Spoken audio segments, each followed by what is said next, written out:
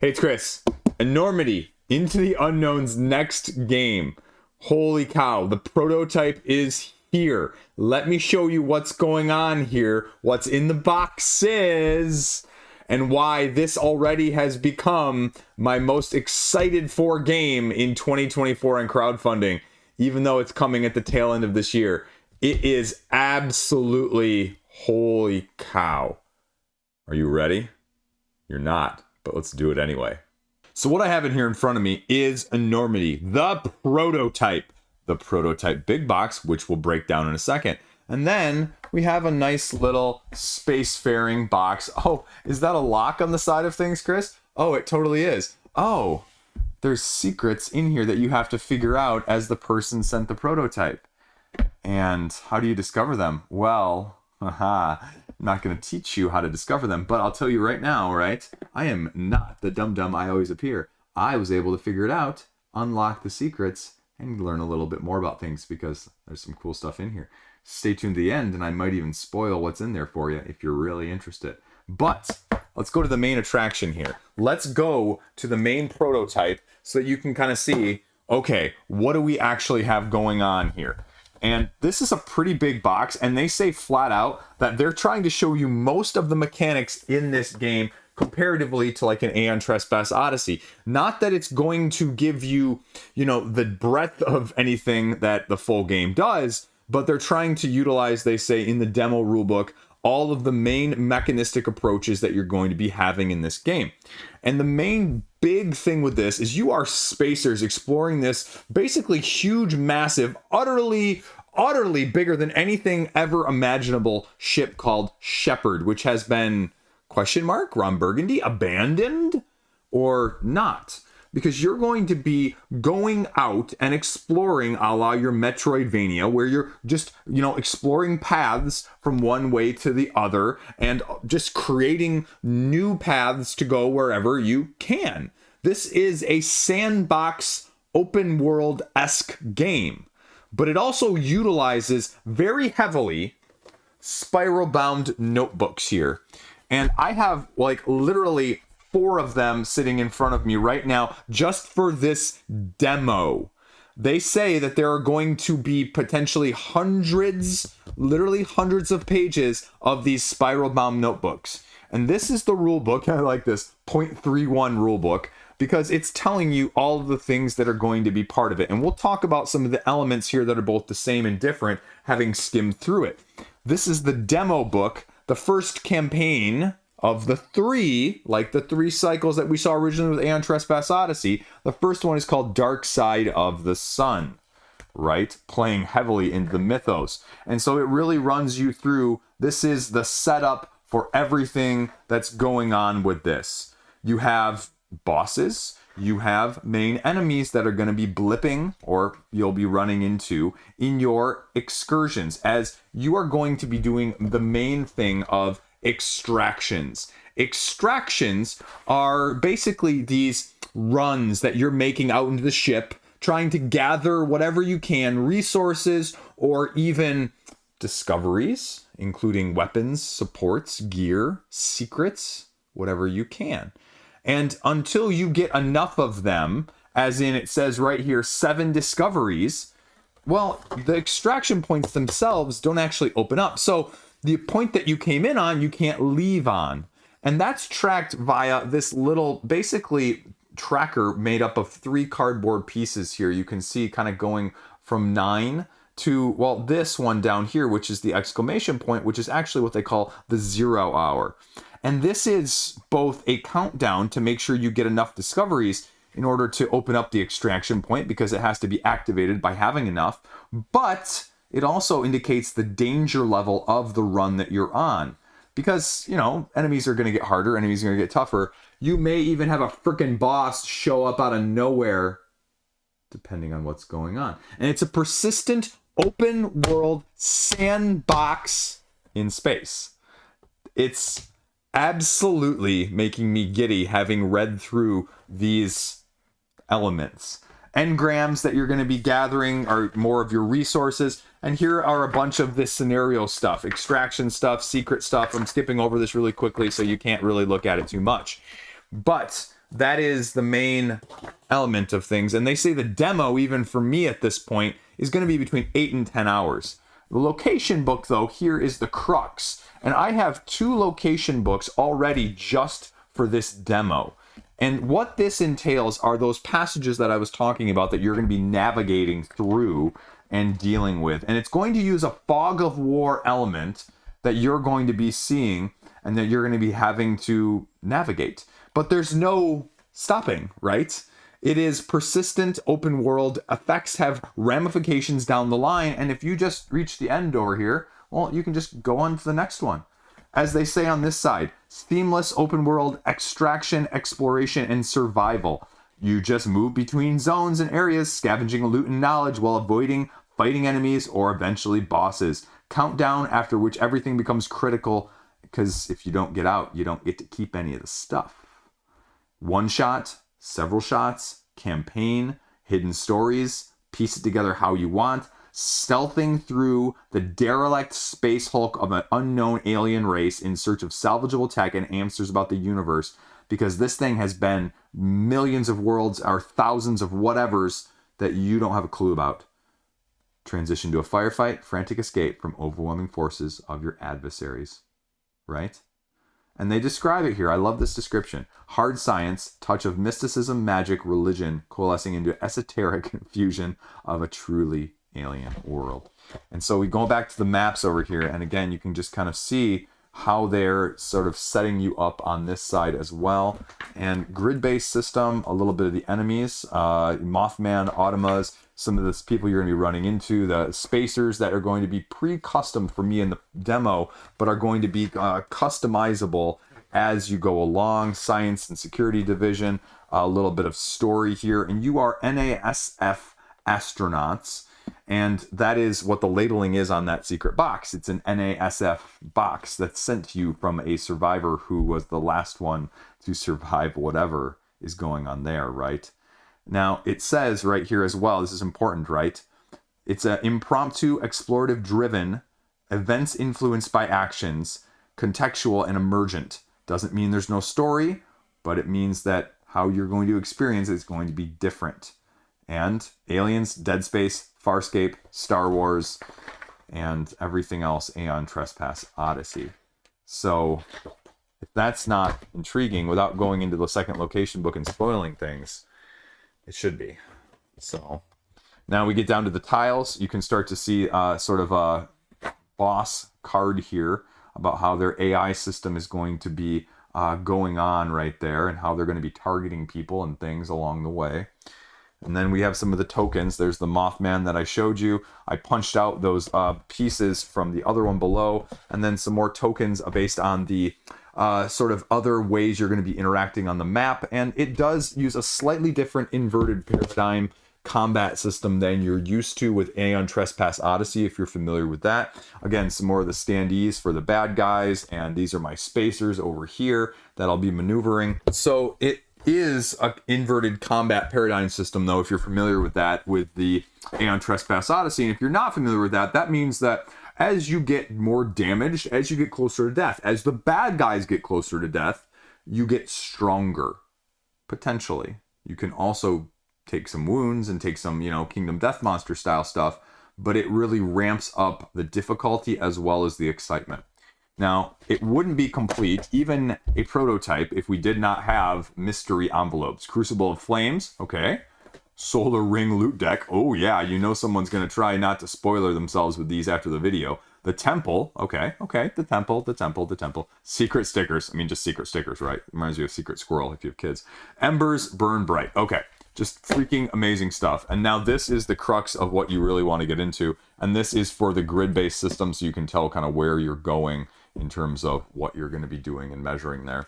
So now we get down to the big stuff that you really want to see, right? The miniatures and the cards.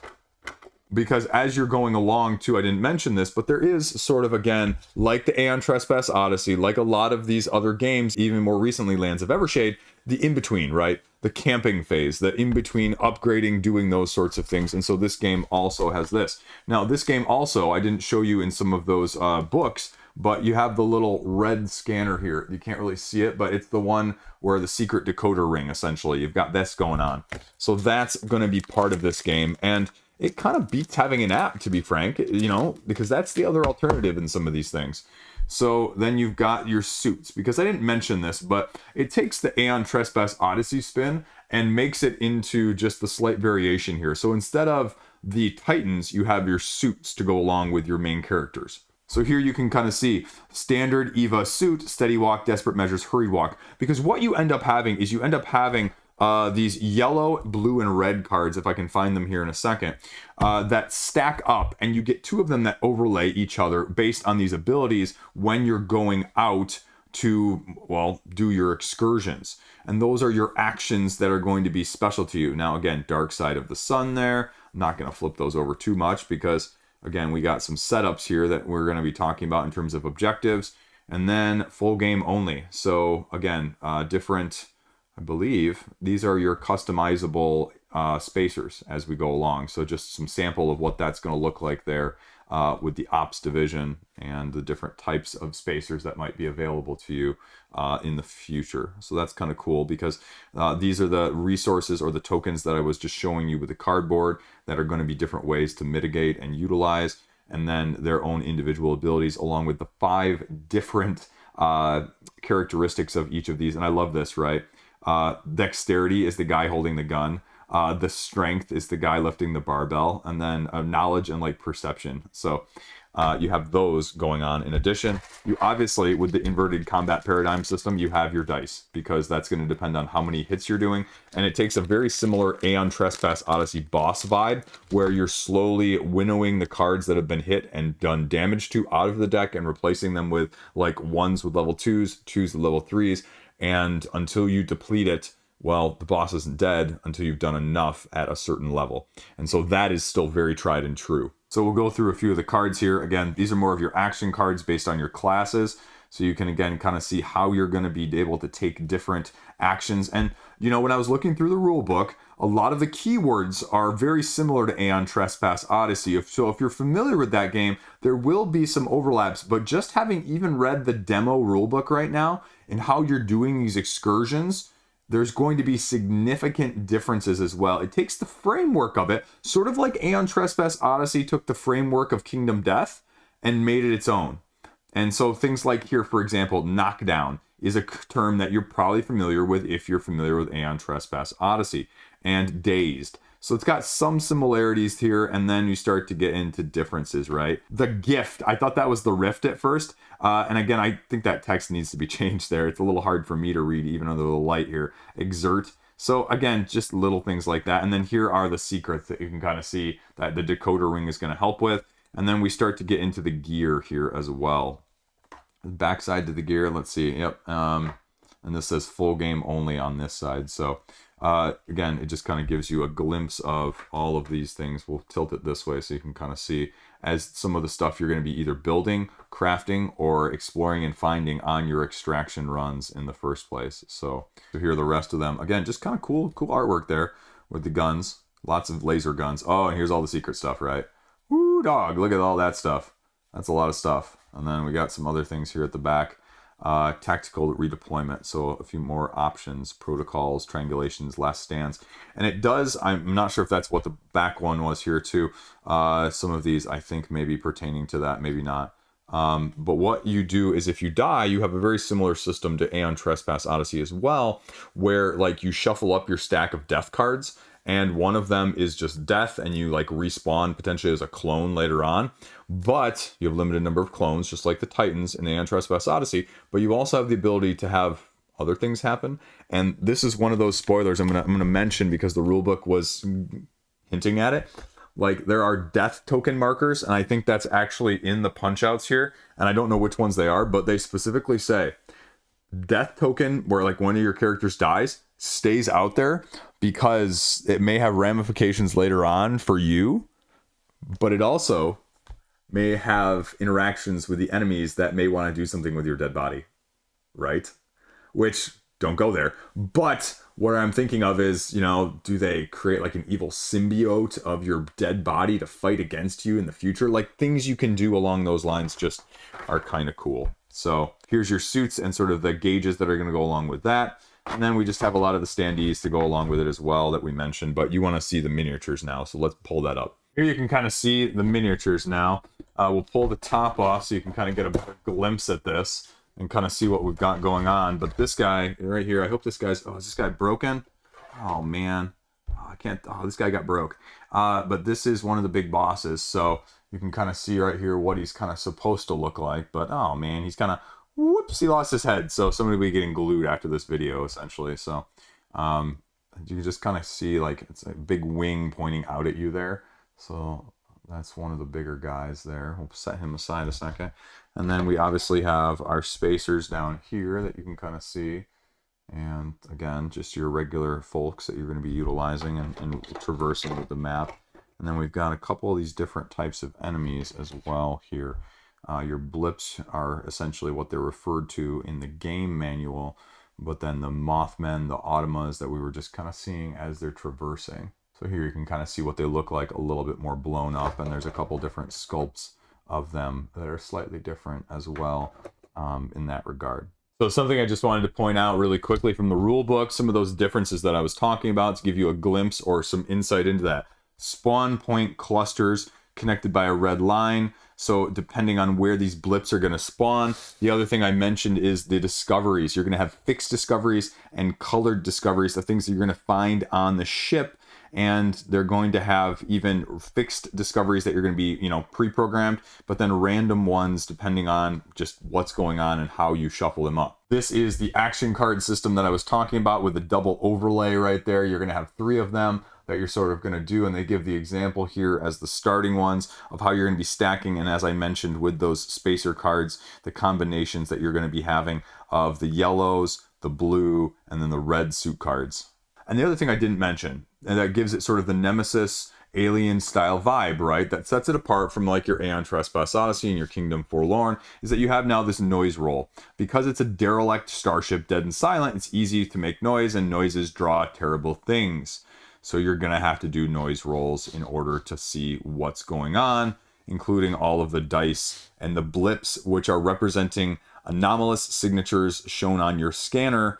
Well, they could be static, they could be vermin crawling through the ducts, and that's what you're going to be dealing with here as I showed you those countdowns and the countdown effects. In the white ones, there's no blips spawning on the track. The spacer phase, they move as a result of noise, don't change their direction. But in the red phase, you start spawning them, they start patrolling specific ways, and then in the black level, they know you're there and they're coming for you. So again, going to be slightly different in terms of the AI system, and that's probably potentially one of the biggest make it or breaks on how that AI system is going to be able to interact with you, or how dangerous it's actually going to be, because they also make it very clear in the rulebook here that this demo isn't scalable in terms of difficulty, but the full game will be, not only to make it harder, but maybe a little bit easier too if you're a bad gamer like I am in the first place. I mentioned the health that you'll be dealing with, but you're also doing other things that you have to manage as well with adrenaline and stress. And so you have actions like rationalizing here, which is going to help you de-stress as well.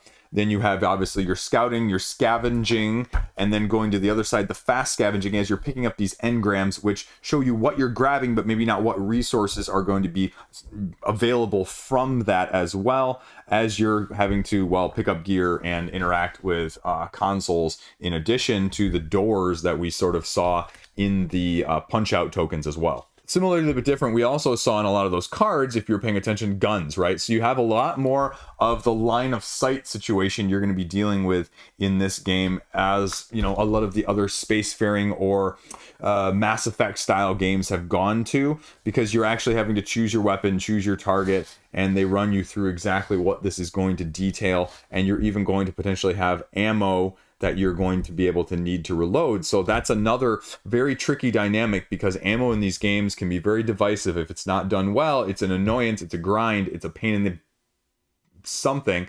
And if it's done really well, it can be very thematic in terms of, I only have this many bullets, I need to make them count. The other thing, like we talked about with Aeon Trespass Odyssey, very similar, is that the intruders, right, the bad guys, especially the big bosses, they aren't going to just stand there. They're going to respond immediately to what you're doing to them. So you're going to have to deal with that. They're going to generate noise as well at the end of the round. So how is that going to change things even further? They talk about reloading, fast reloading, but then this is the important thing right here too, I think, for all of you that are looking at replayability, depth, campaign style, whatever, right? The demo, I only have a limited number here. Full game, 1,000 discoveries tied to the campaign, the persistent world, one-offs, or however you want to do it, grouped in sets, and you can sort of see what you want to find out there. So just kind of cool as you're going along. And it says right here, right, like I said earlier, visited places none on Earth have been. You need to uncover the secrets. What else is out there? Get your rewards, but also penalties by disturbing things down here, as you can see, that should not be disturbed. Oh my gosh. I mean, that just, the hopium, the potential that goes along with that. And again, it talks about the extraction that I mentioned here, exertion and extraction there. So again, those big elemental differences as you're going through, because not only are you doing that, but then we also have the intruder phase about how the intruder is going to be moving around and sort of interacting and dealing with you in that way. And I won't, well, bore you with all those details, but just suffice it to say, there's a lot of elements here that the AI system is taking into account. So hopefully as it's breaking down the card elements there, that it's not too much as well. The last element of things, sort of like Aeon Trespass Odyssey, when your ship is caught by an enemy, you also have incursions here. Incursions are when the invaders come to your safe haven and you have to deal with them in between things, because you now have boss intruders with the AI and the BP decks you're probably familiar with from an Aeon Trespass style of things, like we talked about with the lore and the manipulation of those decks as you do damage to them, and how they're going to be interacting in an AI system there. Now, those abilities I mentioned in the cards, as we skip just to the sort of minutia miscellaneous at the end here, they talk about the skill tests that you're going to be having to do, the abilities, stress breakdowns, other conditions that we showed you with the cards, and then some passive abilities, triggered abilities, and reactions that are going to be available to you, when whether or not these abilities are free or how their costs are going to be reflected by those icons that we showed you on the bottom of the cards as well. Last thing we'll cover here at the very end of the rulebook here, again, secrets, full of secrets, codes, encryptions, just like Aeon Trespass Odyssey, death and life spares, like I mentioned, the cloning, you can have true death. You'll need to create a new character, but again, depending on how hard mode you want to play, you have spares, the clones that I mentioned, time crystals, which allow you to totally reset a run. You don't keep the good, you don't keep the bad, you just basically wipe it off the face of the earth and repeat. And that's going to be one of those things that you can kind of do. And then again, character progression, the safe havens you'll be having, the enormity powers, because I mean, things are going to be unknowable and it's going to look like magic, but can you tap into that phenomena? I mean, that's awesome. And then, like I said, right, literally right here, Metroidvania style map setup, hundreds of passage of rooms, secrets, shortcuts, hundreds of gear, weapons to salvage and craft, dozens of pages each with the 2 books that are going to be available, one giant dungeon sprawling map made of dozens and dozens and sections as a whole. So yeah, you might be flipping through, but does it beat the heck out of having a whole bunch of tiles and having to, one, deal with that in a box or a weight or a punching or anything else? Yeah, that's freaking awesome. Stories, storylines, you want campaign modes. Well, we've got 3 of them running hundreds of hours as a whole just in the beginning. And that doesn't even include all of the sprawling enormity that is, well, the game in a nutshell. So that, my friends, is a small sampling or glimpse into the enormous enormity. So the next video that I'll be having that's coming out of this will be either gameplay and or review, straightforward, between now and the campaign, which is running in the first week of December. At least currently, that's the plan. So let me know what you think. Comments, questions, concerns down below. I am so excited by this. I am so excited by this because, you know, I gave you the glimpse overview, but I've read this and I'm really impressed. I did promise a little sneak tease here at the end though, didn't I? Because again, your boy managed to open this thing. And you're probably going, you didn't actually manage to unlock it. Oh yeah, look, it's opening. Look, it's opening. Haha, it's opening. Okay, because now you've got this inside. And what do we have inside? We have a secret floppy disk right there, right? Project Tunguska. And then we have this massive guy. And in case you can't tell, he's actually holding a spacer there. It's the same guy from like in there, but he's holding a freaking spacer right there in his arms. Yeah, that's terrifying. And then what is this? Although I think I should just like walk around with this like at work or something, or one of those things. Like walk around the briefcase, just kind of, what do you got in there, Chris? Oh, can't tell you, a secret. Get my little handcuff to go along with it.